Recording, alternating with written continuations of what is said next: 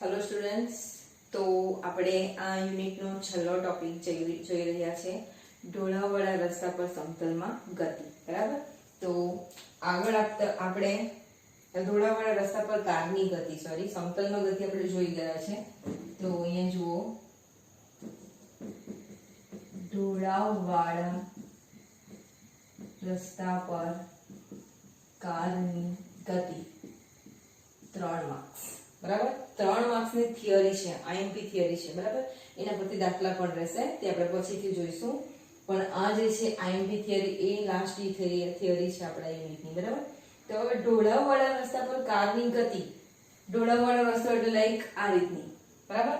હવે એવો એક દાખલો આપણે જોઈ ગયા છે કે બ્લોકને અમુક એંગલ પર લઈ જતા તે બ્લોક એ નીચેની તરફ ગતિ કરે છે, પણ આપણે તો અહીંયા ઢોળાવવાળા રસ્તા પર ગતિ એટલે આ બ્લોકને ક્યાં લઈ જવાનો છે? ઉપર.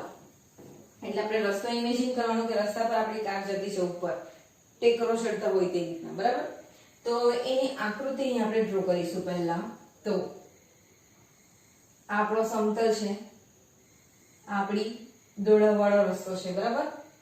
એટલે અહીંયા તો તમને એંગલ મળી જ જાય બેઠો. બરાબર. હવે અહીંયા જે છે તમારી કાર છે,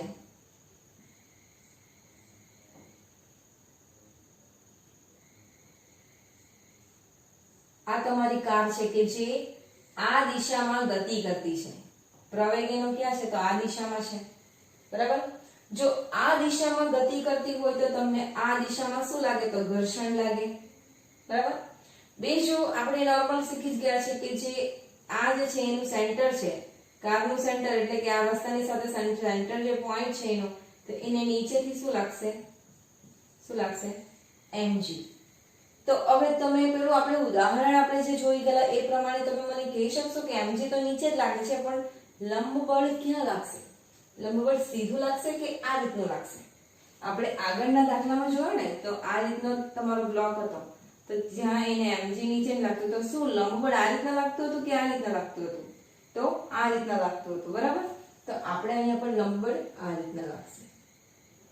અહીંયા આપણો લંબબળ રહેશે. ખ્યાલ આવે છે? ઓકે. ચલો, આટલા બળ અહીંયા કોમન થઈ ગયા છે. હવે આટલા બળ આપણે લગાવી દીધા છે કે નીચેથી mg લાગે છે, આ દિશામાં ઘર્ષણ લાગે છે, અને ઉપરની દિશાથી એટલે કે આ દિશામાં લંબબળ લાગે છે. તો હવે મને કોઈ કહી શકશે કે અહીંયાથી કાર જે છે એ ઉપર જતી હશે કે નહીં જતી હશે? કારણ કે જે દિશામાં જાય છે એનાથી વિરુદ્ધ એને ઘર્ષણ બળ લાગે છે, એટલે જવા નથી દેતું. પાછું નીચે જ mg લાગે છે. બરાબર. એટલે એ પણ નીચે જ ખેંચશે. લંબબળ એક વિચારવું છે અહીંયા કે જે એને અસર કરતું છે, તો આટલા બળની અસર હેઠળ શું પદાર્થ ગતિ કરી શકે? બરાબર. તો ના કરી શકે. એને ટેકરા પર ચડવા માટે ઘણા બધા બળો ઇફેક્ટ કરતા હોવા જોઈએ. બરાબર. અહીંયા 3 મેઇન બળ છે કે લંબબળ, ઘર્ષણ બળ અને mg. ઓકે. તો તે આપણે અહીંયા લખીએ છીએ. ચાલો, એના માટે આ ફિગર A થશે તમારી. Figure A. બે ફિગર આપણે અહીંયા લેવાની છે જેનાથી વધારે તમને સમજાશે, પણ તે ફિગર હું અહીંયા લઉં છું. બરાબર. એક્ઝેક્ટલી સમજવા માટે. ચલો, આ રીતના. તો આ છે આપણું ગતિ, કાર છે. આ આપણી કાર છે કે જે કાર જે છે તે આ દિશામાં એનો પ્રવેગ છે, આ દિશામાં ઉપરની દિશામાં જતી છે કાર. બરાબર. હવે તમે વિચારો, ઉપરની દિશામાં કાર છે પણ એને અટકાવે કોણ છે? તો ઘર્ષણ બળ અટકાવે, જે આપણે બતાવ્યું છે અહીંયા. બરાબર. નીચેની દિશામાં પાછું શું છે? ઘર્ષણ બળ અટકાવે પ્લસ નીચેની દિશામાં શું લાગે એને? તો mg લાગે. તો mg ના લીધે બી એ કાર નીચે જ આવવાની હોય. બરાબર. જો પ્રવેગ છે પણ એને ઘર્ષણ વિરુદ્ધ દિશામાં લાગે, પ્લસ mg બી આ બાજુ જ લાગે, ઘર્ષણ પણ આ બાજુ જ લાગે, તો એ કાર ઉપર જાય કે નીચે આવે? તો નીચે જ આવે. પણ એને ઉપરથી, તો આ દિશામાંથી ઉર્ધ્વ ઘટક જે છે એનો લંબ ઘટક લાગે છે આમ. બરાબર. તો પણ શું આ દિશામાં છે કાર આ રીતના જતી છે, એને નીચે mg કે છે, આ બાજુથી ઘર્ષણ બળ કે છે, અને આ દિશામાં લંબબળ છે, તો શું ફક્ત લંબબળની અસર હેઠળ કાર ઉપર ગતિ કરી શકે? તો ના કરી શકે. તો અહીંયા શું થતું હશે તે જોઈએ આપણે. તો હંમેશા આપણે શું શીખેલા કે આ જે બ્લોક છે સપાટી પર વસ્તુ મૂકેલી છે તો એની નીચે mg લાગે, તો એનો જ સમાંતર જે ઘટક હોય વિરુદ્ધ દિશામાં એ લંબ બળ હોય, તો આપણને mg ને સમાંતર લંબ ઘટક જોઈએ છે, બરાબર? તો અહીંયા આપણો જે આવશે એ લંબ ઘટક આવશે તમારો લંબ બળનો સમક્ષિતિજ ઘટક આ દિશામાં n, બરાબર? હવે એવું શા માટે? તો જુઓ, આ દિશામાં જ્યારે તમે લંબ દોરો છો, આપણે આગળના ઉદાહરણમાં તો આપણે અહીંયા mg લીધેલું. કેમ mg લીધેલું? તો તે બ્લોક નીચે આવતો હતો એટલા માટે આપણે mg લઈએ, કારણ કે નીચે આવે એટલે mg જ લાગે ત્યાં. પણ એ હવે ઉપર જાય છે તો ઉપર એટલે ઉર્ધ્વ ઘટક જ લાવવો જોઈએ. ખ્યાલ આવે છે? આ દિશામાં ચડે છે એટલે એનો આ જે છે n નો ઘટક અહીંયા આવશે. ખ્યાલ આવે છે? તો હવે જો આ એનો n નો ઘટક લઈએ આપણે, તો એને આ શું કરે છે? તો આ એંગલમાં જે એનો મેઇન જે લંબ છે એની સાથે એ થીટા જેટલો કોણ બનાવે છે અહીંયા, બરાબર? એટલે કે આ જે છે એ આ અહીંયાથી એનો થીટા જેટલો કોણ બનાવશે, આ n. આ n જે છે થીટા જેટલો કોણ બનાવશે. તો કોણ બનાવ્યો એટલે આપણે એક ત્રિકોણ કમ્પ્લીટ કરીએ. અહીંયા ત્રિકોણ કમ્પ્લીટ કરીએ તો શું થાય? આ ખૂણા પ્રમાણે આ એની પાસેની બાજુ થઈ, પાસેની બાજુ, તો આ એના માટે શું થયો? કર્ણ થયો, કર્ણ. તો પાસેની બાજુ ભાગ્યા કર્ણ એટલે આ તમને કયો ઘટક મળી જાય? n cos θ. આ એની સામેની બાજુ થઈ ગઈ ભાગ્યા કર્ણ એટલે આ તમારો જે છે આ તો મેઇન n છે, પણ આ દિશામાં તમારું બને છે, બરાબર? તો આ દિશામાં તમારું એટલે આ દિશા રહેશે, બરાબર? એટલે અહીંયાથી સેન્ટર પર આ એક ઇફેક્ટ થશે n sin θ. ખ્યાલ આવે છે? n sin θ જે આ દિશામાં આ રીતે જે ત્રિકોણ કમ્પ્લીટ કરે છે તે આને કાળ પર જ બળ લગાડશે n sin θ. ક્લિયર? અહીંયા n sin θ. ક્લિયર? તો આપણે અહીંયા લખી દઈએ n sin θ આ cos θ. ખ્યાલ આવે છે? આકૃતિ ધીરે ધીરે કમ્પ્લીટ થાય છે અને તમને સમજાતી પણ હશે. હવે જુઓ કે કાર આમ જતી છે. ઇમેજિન કરો, રસ્તા ઢોળાવવાળો રસ્તો છે એકદમ. કાર આમ જતી છે, એને ઉપરથી જે n લાગે છે એ આ દિશામાં પણ લાગે છે, આ દિશામાં અને આ રીતે બી લાગે છે, બરાબર? પણ નીચે હજુ mg લાગે છે અને આ f લાગે છે. તો શું ઉપરથી જ ફક્ત કાર જે છે આ રીતની એને ઉપરથી ફક્ત આ રીતના બળ મળ્યા કરતું છે, તો શું એ ઉપર જશે? તો ના જશે. હજુ કંઈક ખૂટે છે. તો શું ખૂટતું હશે? તો જે દિશામાં ઘર્ષણ બળ લાગે છે એની વિરુદ્ધ દિશામાં ગતિ કરવા માટે એને, તો હવે જુઓ, આ જે તમારું સેન્ટર પોઈન્ટ છે જ્યાં કાર પોતાની સપાટી પર જઈ રહી છે તેની સાથે આ જે છે આ n sin θ એ પાછો અહીંયા એંગલ બનાવે છે, બરાબર? સપાટી સાથે આ એંગલ બનાવી દે છે. જે ઉપરનો જે ઘટક એના પર લાગે છે એ સપાટી સાથે, ઉપરના આ રીતનો ઘટક લાગે છે એ સપાટી સાથે એંગલ બનાવી દે છે. તો આ એંગલ કોની વચ્ચે બને છે? તો જુઓ, આનો ત્રિકોણ તમે આ રીતના કમ્પ્લીટ કરો, આ રીતના, તો શું મળે? એક n sin θ અને આ છે તમારું ઘર્ષણ બળ F. તો જે દિશામાં તમારું ઘર્ષણ બળ થયું, મેઇન ઘર્ષણ બળ આ દિશામાં લાગે છે, બરાબર? તો આ જો એંગલ તમને મળી જાય તો આ તમારી કઈ બાજુ થઈ કે ભાઈ પાસેની બાજુ ભાગ્યા કર્ણ થઈ. તો પાસેની બાજુ એટલે f માટે શું થશે? એ જ દિશામાં તમને શું મળશે? f cos θ મળશે, બરાબર? ઘર્ષણ તમને આ દિશામાં પણ લાગશે, f cos θ. તેવી જ રીતના આ તમે એંગલ કમ્પ્લીટ કરો એટલે આ નીચેની બાજુ લાગે છે, બરાબર? સામેની બાજુ ભાગ્યા કર્ણ તો એ તમને ક્યાં લાગશે? અહીંયા લાગશે, નીચેની બાજુ mg ની દિશામાં. તો એ કયું તમારું f sin θ. ને હવે તમે ફિગર જુઓ, આપણે અહીંયા ડ્રો કરી દઈએ છે પહેલા. તે જ રીતે f cos θ અને આ જ દિશામાં લાગશે તમને f sin θ, બરાબર?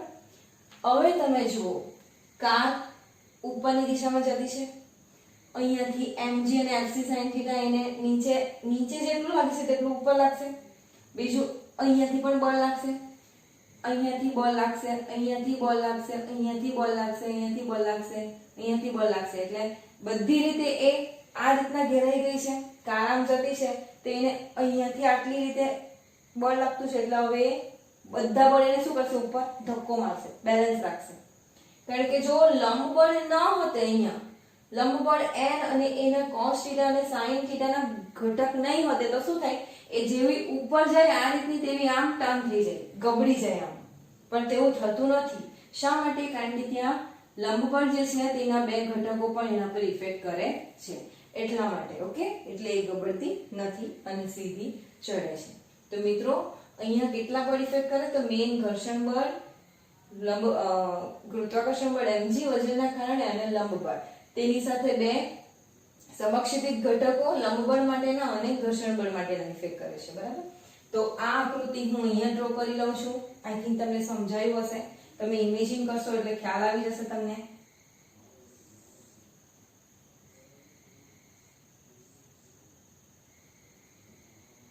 આ દિશામાં પ્રવેગ છે, એને ઓપોઝિટ f લાગે છે. બરાબર? નીચેની દિશામાં mg લાગે છે.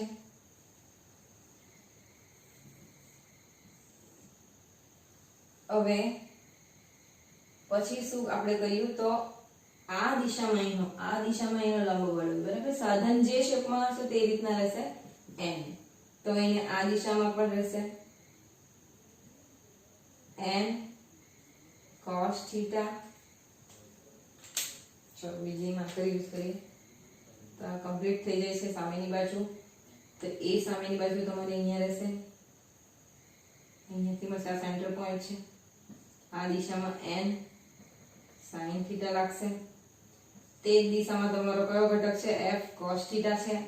તો આ દિશામાં તમને શું મળશે? f sin θ. કેમ? તો તમારી આ જે છે એ આની સાથે કમ્પ્લીટ થઈ જશે, સપાટી સાથે એંગલ બનાવે છે.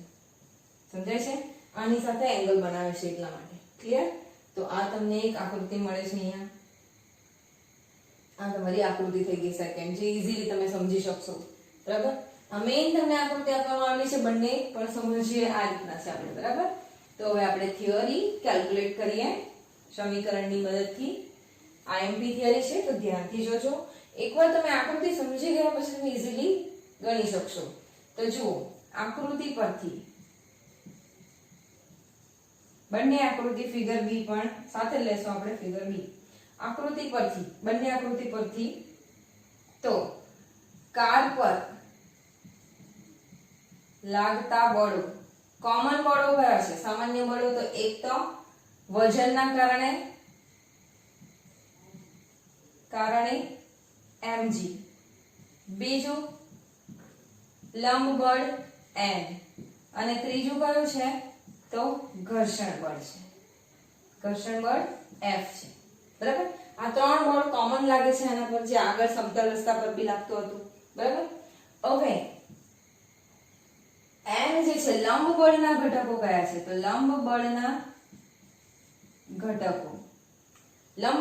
ઘટકો જે છે તો તેમાં n cos θ જે ઉર્ધ્વ દિશામાં લાગે છે, ઉપરની રીતે n cos θ ઉર્ધ્વ દિશામાં, પછી n sin θ કઈ દિશામાં છે? આમ છે એટલે આ બાજુથી એને લાગશે. બરાબર? એટલે સમક્ષિતિજ દિશામાં. ચાલો એના પછી તો સમાસ જોઈએ આ લંબ બળના ઘટકો. હવે ઘર્ષણ બળના ઘટકો આપણે લખીએ. તો ઘર્ષણ બળના ઘટકો, ચાલો ઘર્ષણ બળના ઘટકો તો એક તો સમક્ષિતિજ દિશામાં f cos θ છે. પહેલું f cos θ સમક્ષિતિજ દિશામાં, પછી f sin θ કઈ દિશામાં? f sin θ તો અધો દિશામાં, એટલે કે mg ની દિશામાં છે. બરાબર? ક્લિયર? ચાલો આટલું થઈ ગયું. હવે આપણે જે મેઇન થિયરી ડિરાઈવ કરતા છે એ રીતના ડિરાઈવ કરીશું. ઓકે? તો પહેલા કે ઉર્ધ્વ દિશામાં કાર આ રીતના જતી છે, પણ ઉપર ઉર્ધ્વમાં જતી નથી, સેમ છે સમતલના જેવું. તો કારનો ઉર્ધ્વ દિશામાં પ્રવેગ શૂન્ય હોવાથી n ઇઝ ઇક્વલ mg થશે, બરાબર. આગળ પ્રૂવ કરી ચૂક્યા છે આપણે. હવે આકૃતિ પરથી ડાયરેક્ટ લેશું આપણે. તો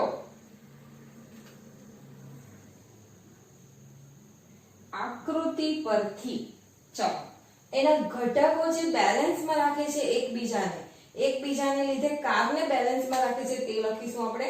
તો અહીંયા જો ઉર્ધ્વ દિશામાં કોણ છે તો n cos θ, તો એની ઓપોઝિટમાં કયા બે બળ છે તો mg અને f sin θ છે. તો ઇક્વેશન આપણે લખીશું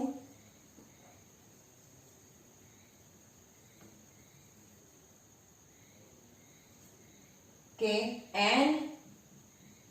cos θ is equal શું છે તો mg plus f sin θ. Okay, તો આને આપણે લખી દઈએ. એક મિનિટ, સમાસે નહીં તો આપણે ઉપરથી લખતા આવીએ.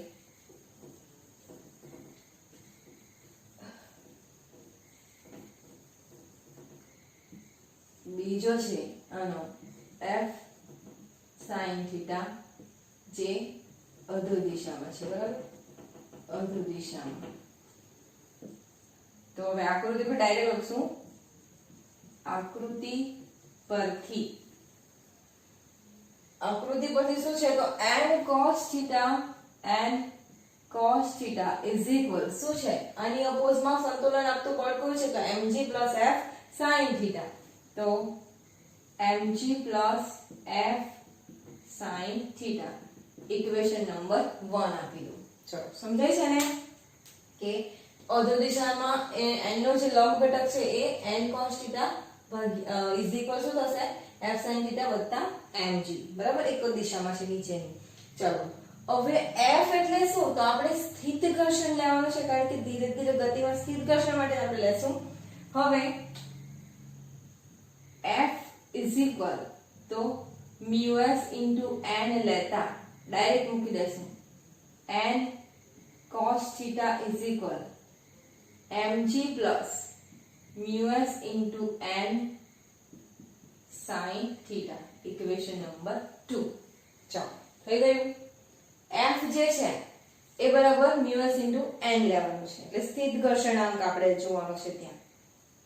ચાલો હવે ફરી આકૃતિ પરથી પાછું. તો આકૃતિ પરથી શું મળશે આપણે ઉર્ધ્વ અને અધો દિશાનો ઘટક લખી દીધો છે. હવે સમક્ષિતિજ ઘટક જે છે આપણે જોવાનો છે. તો સમક્ષિતિજ ઘટકમાં જુઓ શું થશે તમારું સમક્ષિતિજ ઘટક n sin θ અને f cos θ એ શું કરે છે તો n sin θ આ બાજુથી છે તો આ બાજુથી બી ફોર્સ આપતું હશે અને આ બાજુથી બી ફોર્સ આપતું છે, બરાબર. f ઘર્ષણ જે છે એ તો બંને શું કરે તો કાર આમ જે ગતિ કરે છે આ રીતની, બરાબર, આ રીતની જે ગતિ કરે છે કાર, તો એને સેન્ટર પોઈન્ટ પર એક તો આ બાજુથી બળ લાગે એટલે આમ પણ લાગે, બીજું આમ, બરાબર, અને આ આમ છે, બરાબર. અને f નો ઘટક જે અહીંયા છે sin θ અને આ f cos θ આ n છે અને આ પણ n છે, બરાબર. તો એ શું કે કારને સેન્ટરમાં પકડી રાખે જે છે એ કારને હલવા દેતા નથી. આમ ગબડી જાય કે આમ થઈ જાય કે આમ આ રીતના ગબડી જાય એવું કંઈ થતું નથી. એનો મતલબ શું કે n અને f બંનેના જે ઘટકો છે સમક્ષિતિજ ઘટકો એ એને કયું બળ પૂરું પાડતા હશે તો કેન્દ્રગામી બળ પૂરું પાડે છે કે જેના કારણે એ ટકી રહે છે રસ્તા પર, ચાલી શકે છે, બરાબર, કે ગબડી જતી નથી. ઓકે, તો એ આપણે લખીશું અહીંયા કે આકૃતિ પરથી n અને f ના સમક્ષિતિજ ઘટકો કારને કેન્દ્રગામી બળ પૂરું પાડે છે. તો એ બળ કયું છે તો n sin θ plus f cos θ ઇક્વેશનના ફોર્મમાં લખીશું આપણે. તો n sin θ plus f cos θ સમક્ષિતિજ ઘટકો જુઓ તો એક જ દિશામાં આવેલા છે કે જે n નો એક આ અને n નો એક જે ક્રોસમાં છે આ રીતની છે તમારી કાર, તો એને આ રીતના ટેકો આપેલો છે અહીંયા, બરાબર. આ ટેકો આપે છે તો કાર એક્ઝેક્ટલી ઢોળાવાળા રસ્તા પર થોભી શકે છે, બરાબર, ઊભી રહી શકે છે, કે જેના કારણે એ ઉપર ગતિ કરી શકે ગબડિયા વગર. ઇઝ ઇક્વલ શું થશે તો mv²/r, કેન્દ્રગામી બળ પૂરું પાડે છે ને, સમીકરણ 3. ક્લિયર? તો જ્યાં ફરીથી f ઇઝ ઇક્વલ મૂકી દો, એમાં f is equal μs into n લેતા ફરીથી તો n sin theta plus f એટલે શું તો μs into n cos theta is equal mv²/r. Equation number 4. Clear? Equation number 4. હવે આ જ સમીકરણ તમને મળી ગયા છે. આ સમીકરણ હેઠળ એ ચાલી શકે છે, કારણ કે આપણે તેનો ગતિ શોધવાનો છે, પણ આ સમીકરણ એને ગતિ માટે પ્રેરિત કરે છે, બરાબર. તો તે સમીકરણ લખી દીધા છે. તો હવે સમીકરણ 2 પરથી આપણે આ જે સમીકરણ છે, તો સમીકરણ 2 પરથી શું થશે? સમીકરણ 2 પરથી તો mg ને સૂત્રનો કરતા બનાવો. mg બરાબર શું થશે તો n cos theta minus μs into n sin theta થશે તમારું, બરાબર. હવે એમાંથી તમે કોમન શું કરી શકો તો n કોમન કાઢી શકો છો, એટલે કે n cos theta minus μs sin theta કરી શકો છો, બરાબર. હવે તમારે આ n ને સબ્જેક્ટ બનાવો તો n બરાબર શું થશે તો n બરાબર શું થશે mg ભાગ્યા શું થઈ જશે cos theta minus μs sin theta. Equation number આપો 5. ખ્યાલ આવે છે? ઈઝી સ્ટેપ છે એકદમ. તમે આકૃતિ પરથી પહેલા સ્ટેપ મૂકી દો, પછી તેમાં μs કરીને લો તો પણ ચાલે. પછી તમારે જે સમીકરણ 2 મળે છે એમાં mg અને n ને સબ્જેક્ટ બનાવી દો, બરાબર. એટલે તમને આ ઇક્વેશન મળી છે. હવે આઈ થિંક તમારું આ ક્લિયર થઈ ગયું હોય તો આપણે એને સાફ કરીએ છીએ અત્યારે. ઓકે, આકૃતિ તમને સમજાઈ ગઈ હશે. ઓકે, તો આપણે એનો 1 મિનિટ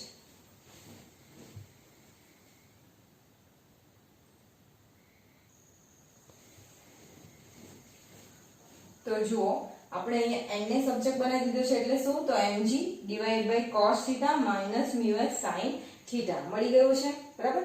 તો હવે આ જે સમીકરણ 5 છે તો આપણે એવા ઇક્વેશનમાં મૂકવાનું છે. આપણી પાસે જેટલા 5 ઇક્વેશન છે, 4 છે, પાંચમું તો આપણે મૂકવાનું છે 1 થી 4 માં. હવે કયામાં મૂકશો તો આપણો સવાલ જુઓ કે જોડાવાળા રસ્તા પર કારની ગતિ એટલે ઝડપ અથવા વેગ મળે તેવું સમીકરણ. તો તે કયું છે આપણી પાસે?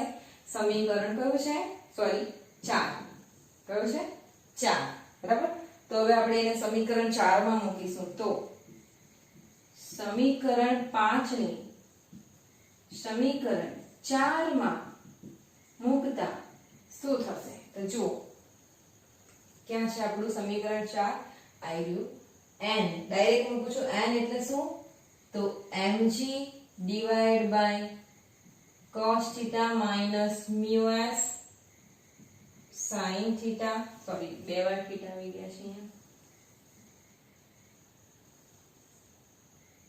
into n sin theta plus ક્યાં છે સમીકરણ? હા, μs into n plus μs again n મૂકો તો mg / cos theta minus μs sin theta into cos theta is equal શું છે તો mv²/r, બરાબર. તો આ ઇક્વેશન બને છે. હવે તમે અહીંયા જોશો તો mg / cos theta minus μs sin theta, અથવા તો તમે અહીંયા પણ n કોમન લઈને પણ કરી શકો છો, બરાબર. અથવા અહીંયા mg કોમન લઈ લો, બંને સરખું જ રહેશે, એક સ્ટેપ ઓછું થઈ જશે તમારા માટે, બરાબર. તો ચાલો આપણે આ mg અને આ mg ને કોમન લઈ લઈએ. તો mg divide by cos θ minus μs into sin θ. ચલો આને કોમન લઈ લીધું છે તો બચે શું? એક મિનિટ n sin n નહીં આવશે ને, અહીંયા sin θ ફક્ત રહેશે તો sin θ પ્લસ અહીંયા રહેશે μs cos θ બરાબર mv²/r. ઓકે, કૌંસ કાઢીને આપણે લખીશું હવે તો શું થશે? mg cos θ minus μs sin θ અને પણ સાથે લઈ લઈએ sin θ પ્લસ μs cos θ બરાબર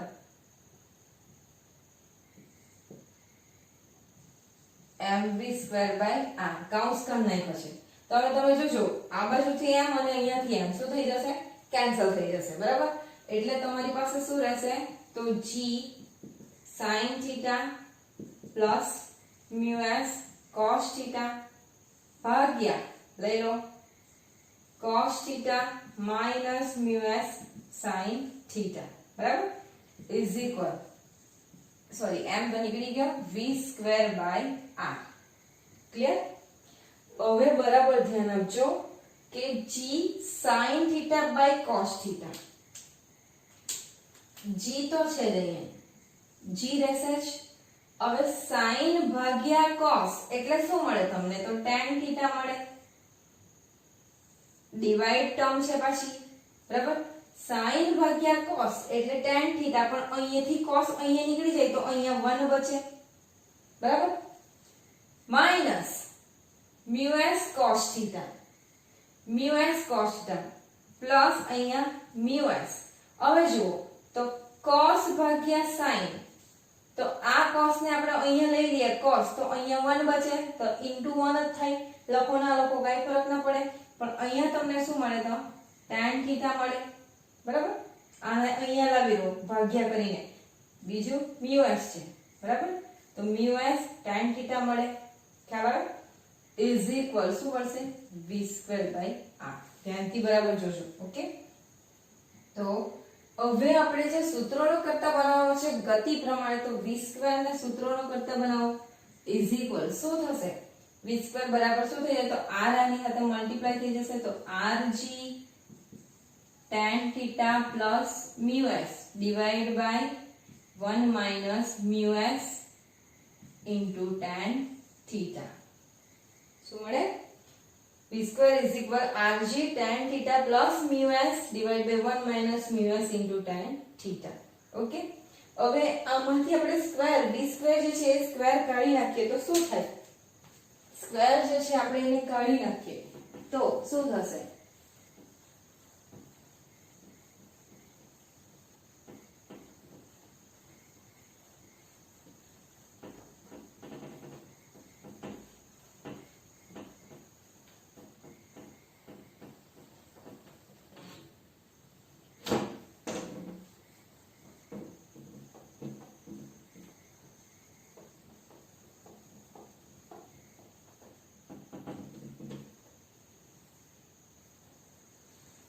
ચાલો તો સ્ક્વેર કાઢી નાખીએ તો v ઇઝ ઇક્વલ અહીંયાથી સ્ક્વેર કાઢશું તો અહીંયા શું થઈ જશે? તો વર્ગમૂળ આવી જશે તો rg tan θ plus μs ભાગ્યા 1 minus μs tan θ નો હાફ એટલે વર્ગમૂળ બરાબર.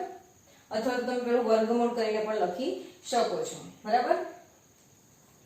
હવે તો કારની મહત્તમ ગતિ માટે